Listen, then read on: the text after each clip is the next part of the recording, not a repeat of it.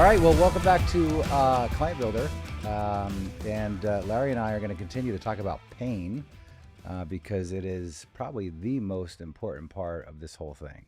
It's the most important concept that I teach in the program, and it's the thing that I think most advisors have the hardest time grasping. They tend to stop short of finding pain.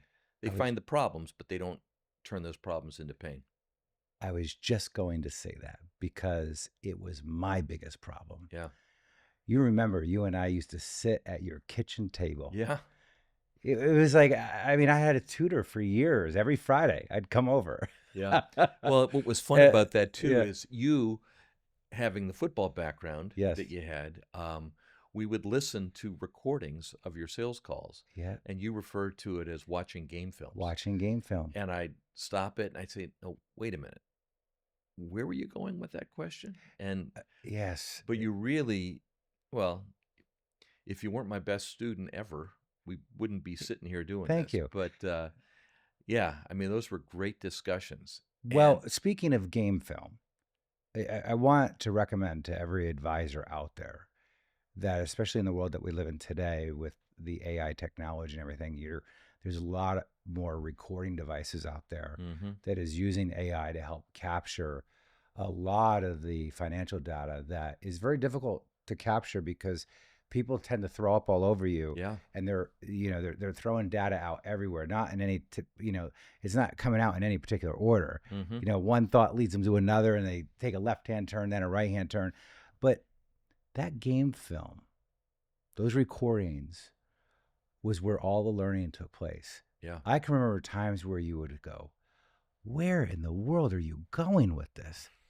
I remember I was training Michael, one of the first persons that I trained personally, along with you. Yeah. But it was the most involvement I ever had in training someone. Yep. And I remember listening to one of Michael's first few appointments, and a lady had come in and she says that she's scared to death about retiring. She wants to retire.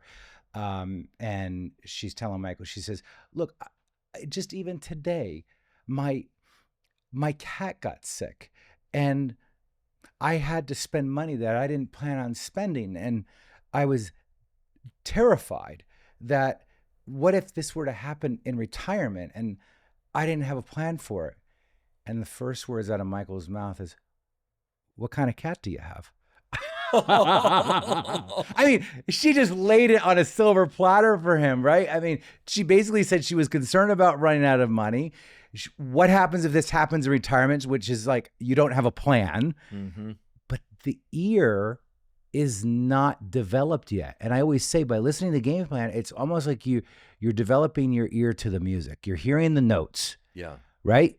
Because you don't hear it when you first start. Well, and I think that's something we want to talk about in this episode too, is Michael, as a brand new financial advisor, thought that by asking that question, he was connecting with her. But there's a better way to connect. And that's something I think we need to talk about, because one of the pitfalls of uncovering pain is a lot of people shy away from it because they don't want to make the prospect feel bad. I remember doing my first real appointment with you, and it was a clinic that you put on that day.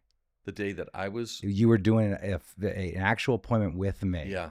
Right? We called it, let's get into the laboratory. Yes. And I took the lead. And you took the lead. And you were surprised that I could sell financial planning. Knowing nothing about it. You're just like, be there to back me up on the questions, the real financial questions. Right. And you proved to me that day. But the way that you drilled down and followed the process, I was so uncomfortable because it was so natural for you to dig in deep. And it wasn't for me yet. And I'm sitting there going, I have never in my entire selling career witnessed a person responding in depth to the questions you were asking. I didn't know you could get a prospect to respond that way. Yeah. And, one of the admonitions I tell the people in the training program is you can ask anything as long as you do it in the right way. And a lot of people are afraid, a lot of advisors are afraid of asking that very tough question. And you have a question that I love. It's that, how much of this are you comfortable losing? Mm-hmm. But when you deliver that question, you always soften your tone, Mm-hmm. you ask it in a very nurturing way, and it has the right effect, but they don't get defensive. They don't get, I was talking to a young advisor and I was listening to one of their sales calls, and he was talking to a woman and middle aged, 50s, recently divorced, Mm. and her life was a disaster. Her husband was the one that was seeking the divorce. He was the one that managed the money. Mm-hmm. She had been a stay at home housewife for the last 20 years, really didn't have any income of her own, and she's scared. Okay. And I'm listening to this sales call, and the advisor was asking he was showing a lot of empathy, but he wasn't drilling down. He wasn't going deep. He wasn't leveraging that focusing illusion that we frequently talk about to get her to become aware of the fact that she really, really needs someone's help, that she's really at a loss as to how she's going to manage her affairs and have the ability to retire in light of this divorce. And we were doing game films like we talked about, and I stopped it. And I said, wait a minute. Why aren't you drilling down? Why aren't you finding pain? And this young advisor looked at me and he says, I don't want to make her feel bad. Mm. Her life is already chaos. Her life is a mess. And I didn't want to rub her nose in it. I didn't want to make her feel any worse than she already felt. And I looked at this young advisor and I said, you weren't the cause of her pain. That's yeah. Her ex-husband is. Wow. Can I ask you something? Do you think she needs your help? And he goes, oh, desperately. I said, did you get the next appointment? Hmm. And he goes, no. Wow. Because he didn't drill down enough. Because what happened, he brought out problems. But her whole life is one big problem right now. So the problems that he extracted, he didn't get her to think about it long enough and hard enough to where those problems rose to the top of her priority list, to where she would say, can you help me? Because he could have. But she had so many competing problems that what happened is these problems just kind of fell in with the rest of her life that was a mess at this point. Mm-hmm. And she left there probably thinking he's a nice young man who made her feel better about all of her troubles, but without reaching that point where she needed his help. And I said, so are you going to be able to help her? He goes, no. I said, so what should you have done differently? I said, I should have kept drilling. But one of the things we need to talk about is, how do you do that in a way that doesn't cause somebody to become put off or, uncomfortable or lose rapport? Let's go to the Bible. Okay. The Sales Playbook Bible. This is, again, this took me a while to get down.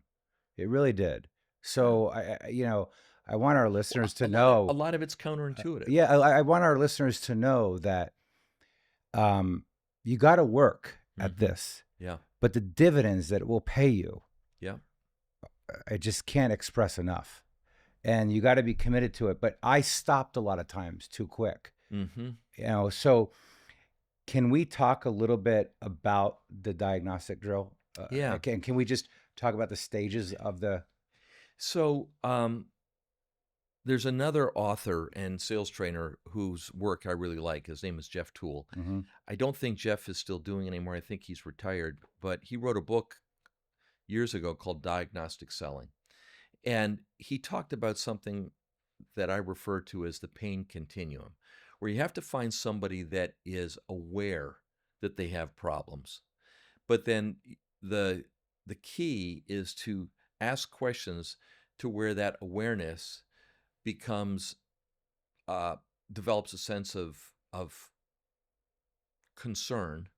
That concern left unchecked because of the impact questions we're asking grows to a state of crisis.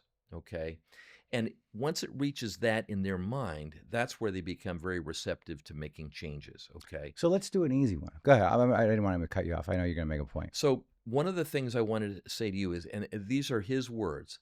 He said, the three most important words in selling are nurture, nurture, nurture. Wow. So when I say that you can ask anybody just about anything, as long as you ask it in the right way, those are the three words that are going through my head is I've got to be nurturing. In fact, as two young boys, and I'm sure you've already experienced this with your two, there were times where, maybe they got into a fight with a friend, or maybe a backyard football game went sideways, and,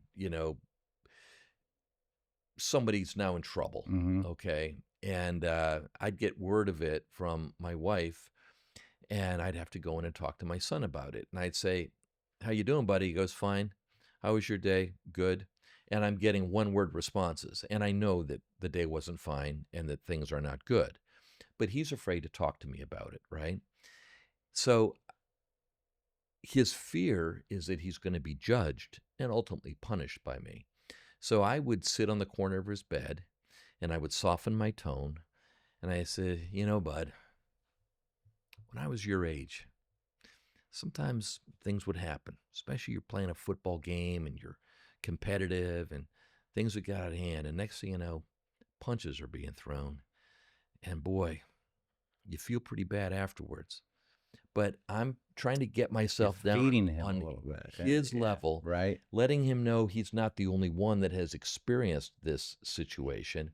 But my tonality is such that he feels again like it's okay to open up. And I had a rule with my sons. I said, when you've done something wrong, I'd rather hear the truth and we can address the problem.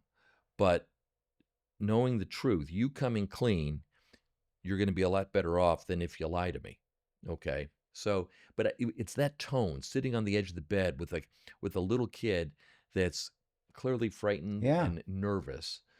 That's the tone that I try and utilize when I'm asking a hard question. Chris Voss talks about this in Never Split the Difference. He calls it the late night DJ voice.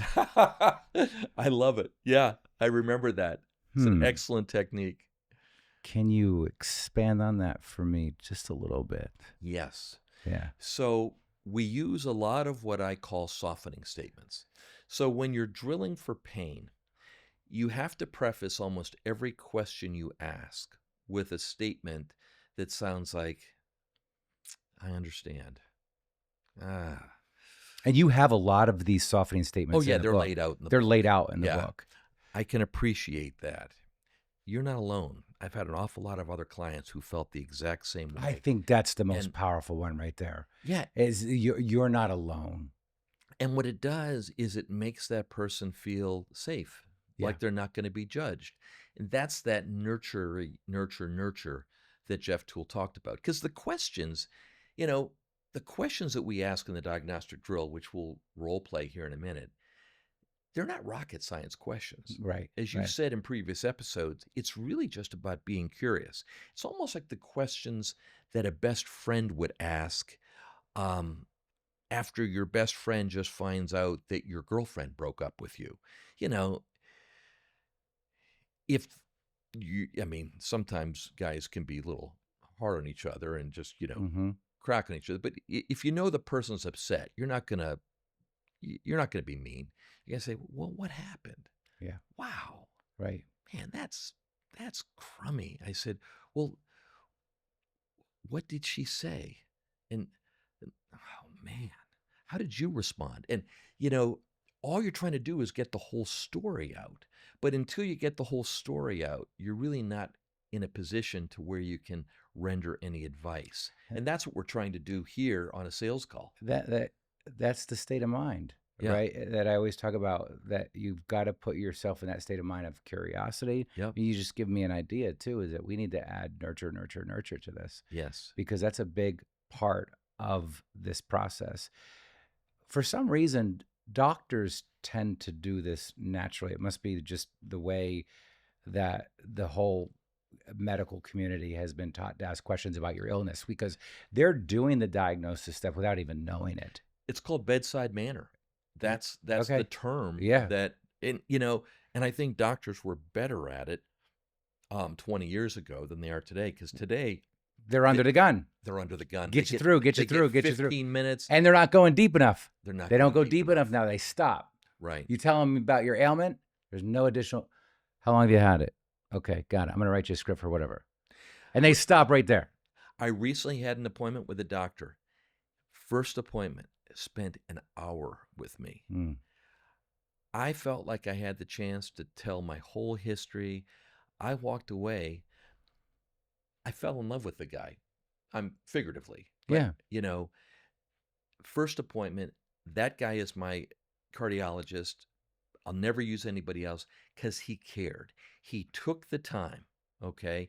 And I'd say that of that 60 minutes, he spent probably 40 minutes of it asking me questions to help get to the bottom of why I have the issue that I have. Spent the last 20 minutes sharing with me what the next steps look like, and what he's going to prescribe, and why, and what the course of treatment is going to be. But that's about the right ratio. You know, when we're on an appointment with a prospective client, the first 40 minutes are going to be spent on the diagnosis step, which is where we really truly come to understand what's driving this particular prospect to seek help, because that's where the true bonding takes place on a call. It's not the small talk we make at the beginning of a sales call.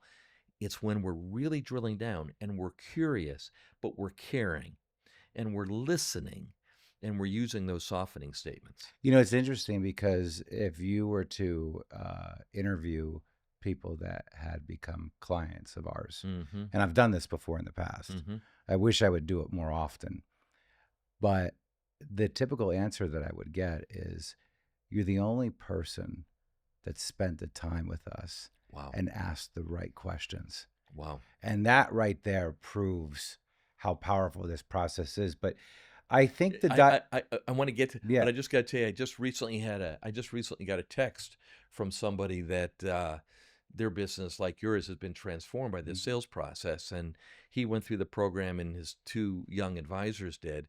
And he said, I think we're getting it. I said, glad to hear it. How do you know? Oh. He said, on my last sales call, he said, the client who scheduled the second meeting said, this was very different.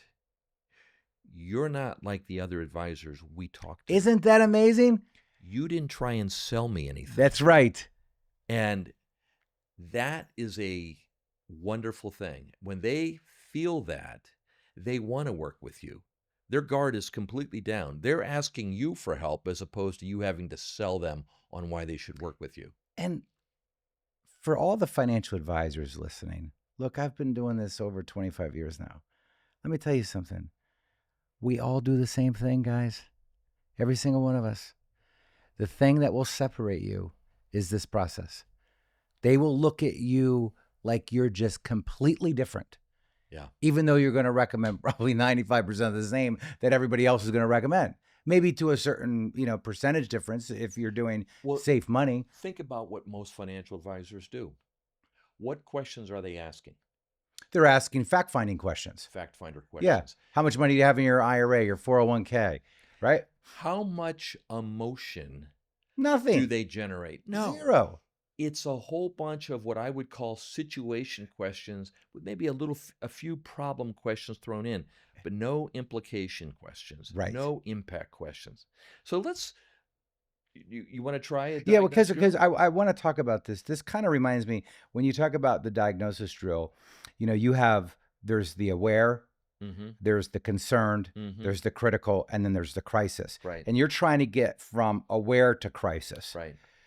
Talk a little bit about that for a moment and why you want to get from aware to crisis. This reminds me of what a mentor of mine said to me a long time ago. When you first start, you are a unconscious incompetent. Mm-hmm. Yeah. And then you go to a conscious incompetent. You're you're Mm-hmm. you're aware now that you're incompetent. Right. And then you go to a conscious competent. Right. Now I'm consciously aware that I'm starting to become competent. What you want to get to is the unconscious competent, Right. where it's just memory now, muscle memory. Right. And that kind of reminds me of aware, concerned, critical, crisis, right? Yes. You're getting to this point to where they now go, I'm not they're not aware of the problem anymore. They're looking at the problem now as a crisis. Right. That's what motivates them to move. Right. So That's where the urgency comes yeah, from. and where I used to stop all the time when we would listen to that game film was concerned. Yeah. I would go from aware to concerned, and then I would move on. So you were asking problem questions, Yes. which would cause them concern, but those concerns never rose to the level where Yeah. they felt that sense of urgency, or what I've referred to as pain, a personal, compelling, emotional reason to take action or change what they've been doing. I want to prove to our listeners how powerful this is if you just read from the book. Okay. Okay. So let's pick a, Do you want to be the so I'm advisor? just going to literally read every question down the line here. Okay. Okay. With a problem that you have shared with me. Okay. So let's pick that problem. And, I'm 68 years old. Yep. I do happen to be your client. Yes. Yep. You know what many of my primary concerns is. Well, the biggest one, if you'll recall, when I first met you, was I had recently gotten divorced. I was 54, maybe 55 years Mhm. old. I had just given up half of my net worth to my ex-wife. And I was scared to death that I would never be able to retire. Yes. I had 2 teenage boys that were going to be entering college in the next 4 to 7 years. I felt like I was still going to pay, because it was something I always wanted to do. I was going to cover those expenses. But I figured that by the time, my youngest came out of college, I was going to be 64 years old. How in the world am I going to be able to save enough money to retire? So my fear was, I thought I was going to be working forever. So take me down through this. Let's start with that. Am I ever going to be able to retire? Perfect. Given that I just gave up 50% of my net worth to my ex. Okay. So tell me more about what you're hoping to do. Well, Brian, I'm 55 years old, and I want to retire someday.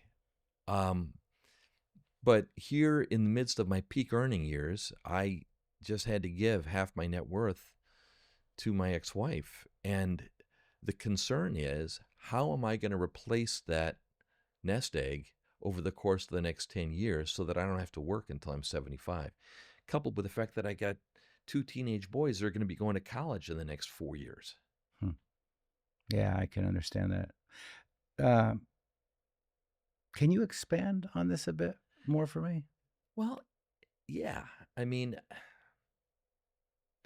I don't think I'm any different than most, but, I can see the finish line. It's no more than 10 years out. And, the last X number of years, I mean, they've been all focused on family, focused on my kids. And I've got a lot of things that I want to get back to. And a lot of it involves my sons. I mean, I want to take these guys places. And to be honest, Brian, the last 2 summer vacations we've taken, we're visiting my best friend from high school in Myrtle Beach. I love him. I love his family.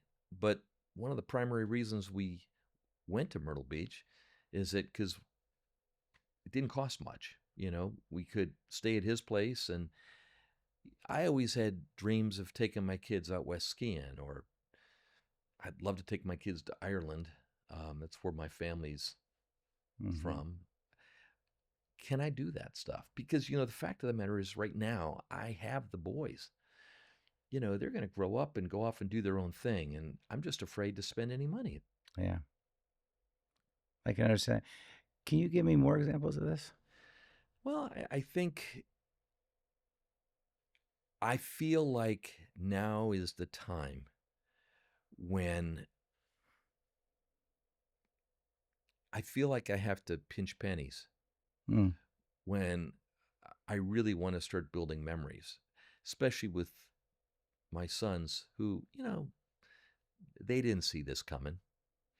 Um, I want to try and give them some sense of childhood back that maybe has been disrupted a good bit by the divorce. yeah. You're not alone. Really? I've heard this many times. Over my 20 years of doing this, I mean, I've you've heard had this. other clients like me that got divorced this late in life Yep. and they were still able to retire. Yeah. That's good to hear. Yep. It's one of the things we do really well here. Let me ask, Claire, how long have you been thinking about doing this, retiring, and with all these, I guess, concerns that you're sharing with me right now? To be honest, I mean, since we announced to the kids that this divorce was happening and I saw their reaction and I saw the pain on their faces, I mean, that's when it really, sunk in. And it took us a while to reach a resolution, but once I saw that asset transfer leave my IRA and 401k and move over to hers, that was that was a bit of a shock. So, what made you decide to do this now? So, for the most part, Brian, I've been a do it yourselfer and I've done a pretty good job of it, but I don't really have a plan that will enable me to save the kind of money I need to save between now and when I'd like to retire. And to top it off, I mean, I have lost some big chunks of money when we've had the kind of market we had back in 2001 and the market we had in 2008. I can't suffer another loss like that. I, you know, and then this last correction, if we want to call it that, where I lost 50%, I don't feel like I can afford to lose anything. So I guess I need some very safe investments that are going to help me regain the nest egg that I need in order to retire. So, let's suppose that we were to do this. What are you envisioning? I don't know exactly. I'm hoping you can help me um, understand that. But I've heard that there are other types of investments that um, have the potential to gain part of the market's upside without putting all that money at risk. And I'm hoping that we can explore that because I'd like a plan that would enable me to invest in such a way that I minimize my risk, but yet grow fast enough to where I can retire in 10 years. Do you know anybody else that has done this type of planning where they've used something that's safe that gives you some upside potential without? Well, the friend of mine Yeah. that referred me to you Mm, told me I ought to talk to you when I was, on the pickleball court, kind of lamenting my situation. He didn't go into detail, but he said that you've done a good job for him and that you might be able to do the same for me. yeah. So how how do him and his wife like what we've done? they're happy. They're happy. Oh my God, yeah. I mean, and I guess the thing, Brian, is I've been self-employed my whole life, so I always feel like my livelihood is at risk. Once I've made that money, I don't want to lose it. Yeah. You know, so I don't know. Is there a way that you can get some kind of certainty? Not with interest rates at 50, 0.5%. Mm. I mean, that's never going to give me the return I need to be able to retire. But that's the kind of stuff I want to explore with you. Yeah, I don't know if it'll be the right fit for you, but we could definitely explore it. I understand that. Yeah, we can definitely explore it. I mean, how do you feel about the idea around safe money? Listen, if I could get investments, and I'll be aggressive in terms of setting aside money because I'm a good saver. I'll be aggressive as long as I'm getting enough return to where I can retire once my kids are out of school. But I also want to be able to enjoy the next 6 or 7 years while they're before they go off to college, while they're still, I want to make some memories. So that's So why. if you were to go ahead with this, what's the first thing you plan to do to take advantage of it? I mean, if we get a plan, Yeah. well, put it this way: we wouldn't go to Myrtle Beach next year. Um, Tell me more about that. oh man, my sister and brother-in-law have talked to me about me and my sons joining them on a trip to Ireland, and I would love it. And their kids are close to my kids, a little bit older, but still, young enough to where they all like to do the same kind of things. I want to be able to do that kind of stuff with my kids. I don't want to. I don't want to. I don't want the ramifications of this divorce to linger any longer than it has to. And every year that I go to the beach with the kids, I feel like I'm shortchanging them. And I want to do stuff that not only is going to make their life great, but I want to enjoy this as well with them. They're the most important people in the world to me right now. So do you think that these concerns are compelling enough for you to want to make a change? Definitely. I don't know how to do this on my own. So let's That's stop why I'm right here. there and come out of role play. Okay. I just read every single one of those questions verbatim, Yeah. no matter what you said. And even though when I was about to say it, I go, this may not fit right into here, but I asked it anyway. Mm-hmm. And the response that I got blew my mind. Why? Because you don't think the question's going to work. Yes. When you first start this, you don't think the question's going to work. But how deep did we just go? Yeah. You know an awful lot about me. No, I know it could be. And you know an awful lot about what's important to me. And let me tell you how I feel right now. I feel cared for. I feel, and by the And you way, know we're in a role play, but that's how you're really emotionally feeling right now. because I'm playing myself. Yes, right. I'm telling my story. Now, Yeah. that story, I'm, what is it, almost 15 years removed Right. from the divorce Yeah. at this point. I was raw when I was meeting with you the Yeah. first time Yep. because that divorce was still fresh. That wound was still fresh. Now, we have a version of this that we've tailored specifically to financial advisors. It's not in the book. It's Of in the course. academy. It's in the academy. Yes. And there are some questions that you and I crafted Yes. that we found really Work even better. better. Yeah. But still, and what I tell all of my clients is, I don't want you to read these questions. I want you to have these questions memorized so they're on the tip of your Yes. forebrain. Yep. So the right questions come out at the right time. But hold on, I want to prove concept here, okay? Okay. Right questions at the right time. All right.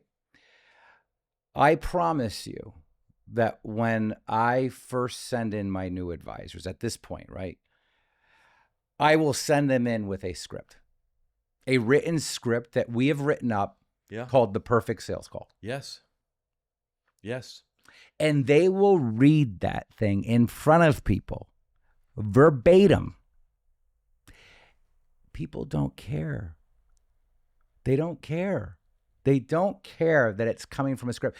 A doctor typically is looking at a clipboard. Yeah. Good And point. so when we have with our new advisors, that's what we send them in with, is that perfect sales call. And by the way, I mean, again, you can get that in the academy, Oh, the yeah. perfect sales call. Yeah. It's readily Uh, downloadable. but this again is so powerful because you'll notice that even though as you get, yeah, even though as you own this process Mm-hmm. and it becomes yours and you do memorize these questions, it is like, you know, Bob Ross, watching Bob Ross paint Mm-hmm. a picture. Yeah. You're like, what brush is he going to bring out next, Yep. right? And that you do get a better feel for what brush to bring out. Right. What I'm telling you though is you can paint a picture by picking up these brushes in order when you think you might not need that brush. Well, let's stick with the Bob Ross Yeah. analogy. What you did by asking me those questions is you basically handed me the brush Yes. and had me paint a picture of how I would like my life to change. Yeah. I want to start making memories with my sons. Beautiful. I want to help them recover along with myself from this traumatic event and yet still be able to retire. And I want to do that at a ski resort out west on a tour of Ireland. That's the picture that I want to paint for the next 7 years and beyond. Mm-hmm. Okay. And you gave me the means to do that simply by asking those questions. And throughout it, you were nurturing, you were thoughtful. I felt like you cared I was using softening statements at the very beginning. effectively, very Right. effectively. And you never put words in my mouth. Right. You're not telling me what you want my life to be. You allowed me to tell you what I want my life to be That's right. with your help. That's right. And the most difficult thing for a new advisor, or even if you're a veteran advisor that's just learning this process, you're going to have this urgent, this want to engage in the story, Larry's story. You're going to want to say, yeah, I know I went through a divorce too. Yeah. And you know, I know what that feels like. And you're going to start telling your story. And now you just screwed it up because you're not making it about him now. Yeah. You're making it about you. Even one little toss of your story in there can make a big impact on how they feel when we get through this. So true. You want the focus to be on them Yes. more than 70% of the time on a sales call. The minute you start talking about yourself, it takes the camera off of them, puts it on you. You've got to get it off of you as quickly as you can and get it back where it belongs, which is on them. And you know how you do that? With a question. Yes. A question is the means to turn that camera around. And And you know, let me one of the greatest pieces of advice you ever gave me when I was struggling sometimes with this is you said, Brian, all you got to do is listen to the last few words that they say. yeah, And that can be your next question. When you say you want to go on a trip with the boys to Colorado, why is that so important? exactly. You taught. So it tells me that you're listening Yes. because you're repeating back to me a portion of what I just told you, but then you're taking it deeper. And I'm taking it deeper. Yeah. So when we got to that final question, is this compelling enough for you to want to make a change? Mm-hmm. We were pretty much at crisis mode there, right? Yeah. Now, let's talk about coming up short sometimes, you know, like where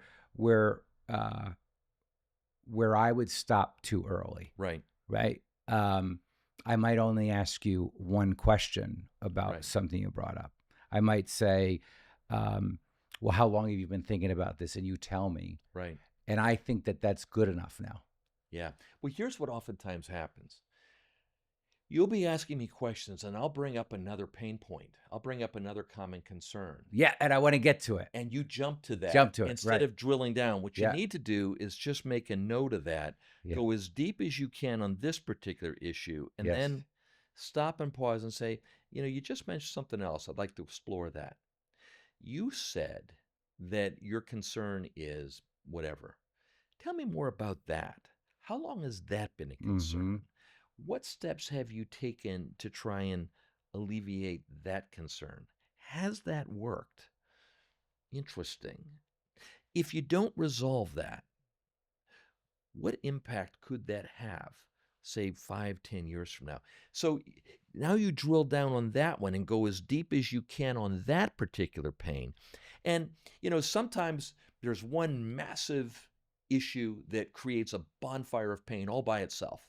Sometimes it's the cumulative impact of 4 or 5 little campfires of pain that maybe collectively would grow into a bonfire, but together, all of them are not that big. But collectively, there's 5 fires that need to be resolved. And on the next episode, we are going to talk about how to transition now from asking if these problems are compelling enough for you to make a change, you saying yes. Where do we go now? That's going to be on the next episode. Sounds good.